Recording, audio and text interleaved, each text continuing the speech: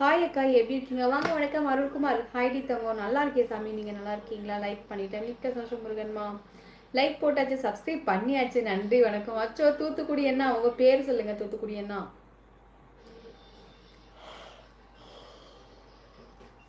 அருள்மா, நான் நல்லா இருக்கேன். அருள் தங்கம், நீங்கள் நல்லா இருக்கீங்களா? என்ன சாப்பிட்டீங்க? புதுசாக யாராவது வந்தீங்கன்னா என் சேனலை சப்ஸ்கிரைப் பண்ணி ஒரு லைக் கொடுத்துருங்க உறவுகளே. முருகன் சுப வணக்கம். கேட்க ஆமாம் பாலா நண்பரே. எனக்கு கொஞ்சம் வருத்தம். இந்த வருடம் மிஸ் யூ. நம்ம நண்பர்கள் பார்க்க மிஸ் பண்ணியாச்சு அப்படின்னு அந்த சொல்லியிருக்காங்க. சரிண்ணா. திருமணத்துக்கு முன் நிச்சயதார்த்த மணமகளுக்கு மோதிரம் அணிவார் மணமகன். அதில் ஒரு கலாச்சாரம் இருக்கு.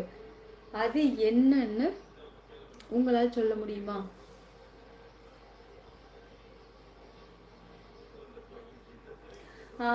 ஏன் அப்படின்னா, நம்மளோட வலது கையில் வந்து இது இடது கையில் தான் போடுவாங்கன்னு நினைக்கிறேன். ஏன்னா அப்படி தானே?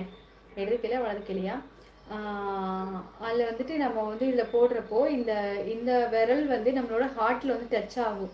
இந்த நரம்பு வந்துட்டு நம்மளோட ஹார்ட்டில் வந்து டச் ஆகும். அதனால தான் வந்துட்டு மோதிரம் போட்டு நான் வந்து உன்னோட மனசில் இருக்கேன் அப்படின்னு சொல்கிறதுக்கு தான் மோதிரத்தை போட்டு அந்த நரம்பு வழியே நம்மளோட ஹார்ட்டில் வந்து இருக்காங்க அப்படின்னு கேள்விப்பட்டிருக்கேன். அது எவ்வளோ தூரம் உண்மை அப்படின்னு எனக்கு தெரியல. சக்திவேலன்னா நீங்களே சொல்லுங்கள்.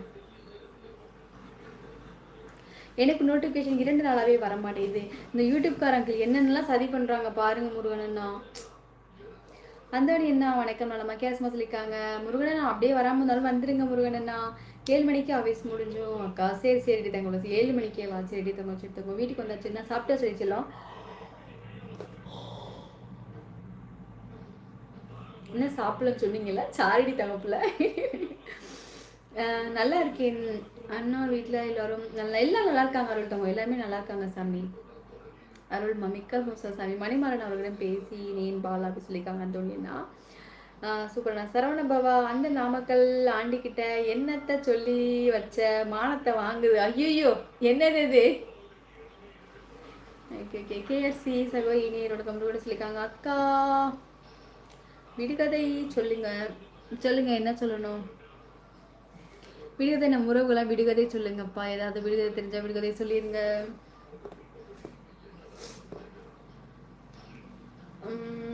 மித்ரன் நீங்க சொல்லுங்க. மித்ரன்மா, முத்து தங்கச்சி முருகனை கூப்பிட்டுருக்காங்க. அருள்குமார் கேசமா சொல்லியிருக்காங்க.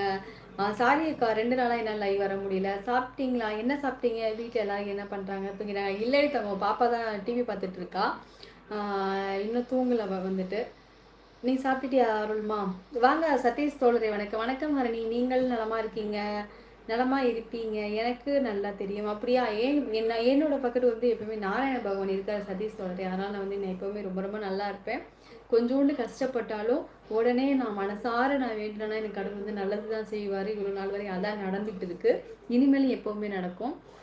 முத்து தங்கச்சி நலமா? சாப்பிட்டீங்களா? முருகனை சொல்லியிருக்காங்க. மாமா நான் சொல்லல மாமா, யாரோ சொல்லியிருக்காங்க. யாருன்னு கேட்டு சொல்றேன் மாமா. சரணாண்ணா. ஓகே, எனக்கு நோட்டிஃபிகேஷன் வரலாம். என்னன்னு தெரியல, யாருக்குமே போக மாட்டேங்குது. என்னன்னு தெரியவே இல்லை. என் தங்கச்சி மகளுக்கு ஞாயிறு அன்று பிறந்தநாள். நான் கிஃப்ட் வாங்கிட்டேன் பாசமரி. அவளுக்கு ஒயிட் சாக்லேட் 1 பாக்ஸ், பிறகு ஒரு நல்ல ட்ரெஸ் ஒன்று. நான் என்ன வாங்கி கொடுத்தாலும் வாங்கி கொள்வாள் என் மருமகள். சூப்பர் கிஷோரன், அருமையண்ணா. உங்கள் வீட்டில் என்ன சாப்பாடுக்கா? தங்கப்பில் நான் வந்து காலையில் வந்து சாதம் சாம்பார் வச்சேன். அதுதான். அதுக்கப்புறம் இப்போ நைட்டு வந்து என்னோடய தம்பி வந்துட்டு என்னோடய தம்பிக்கு வந்து ஸ்டோன் கல் இருக்குது, கிட்னியில் வந்து கல் இருக்குதுன்னு சொல்லியிருந்தாங்க. அதனால் வந்து ஹாஸ்பிட்டலில் சேர்த்துருந்தோம். அதனால் வந்துட்டு கஞ்சி தான் வச்சேன் இப்போ சாயங்காலம். என்னோடய தங்கச்சி தான் வச்சு கொடுத்தா. அவன் தம்பி சாப்பிட்டுட்டு அப்புறம் நானும் அந்த கஞ்சி தான் சாப்பிட்டேன். பாப்பா மட்டும் கடையில் போய் தோசை சாப்பிட்டான். பாப்பாவும் மாமாவும் மட்டும். அந்த மோதிரத்தை பேங்கில் வச்சா எங்கே டச் ஆகுறது? எத்தனை டச்சுன்னு உரசி பார்ப்பாங்க பாலாண்ணா. எத்தனை டச்? 18 16 உரசி பார்ப்பாங்க பாலாண்ணா. சதீஷ் வணக்கம். கேசமா சொல்லியிருக்காங்க. சரி, நானே பதில் சொல்லிடுறேன். சொல்லுங்க சக்திவேல்மா, என்ன பண்றீங்க அக்கா? எனக்கு அப்படியே அது நான் என்ன பண்ண முடியும் சக்திவேல்? உங்க அம்மா அப்பாட்ட போய் கேளுங்க சக்திவேல் சகோதரரே. ஓகே தங்கச்சி, எப்பவும் லைவ் வந்துடுவேன். ஆமா முருகன், ரொம்ப சந்தோஷம். நான் முருகன் அண்ணா அப்படின்னு செல்லம்மா கூப்பிட்டுருக்காங்க. திருமணமான முதல் வருடம் கணவன் பேசுவான், மனைவி கேட்டு கொண்டு இருப்பாள். 2ஆம் வருடம் மனைவி பேசுவார், கணவன் கேட்டு கொண்டிருப்பான். 3ஆம் வருடம் இருவரும் பேசுவார்கள், பக்கத்து வீடுகளில் கேட்பார்கள்.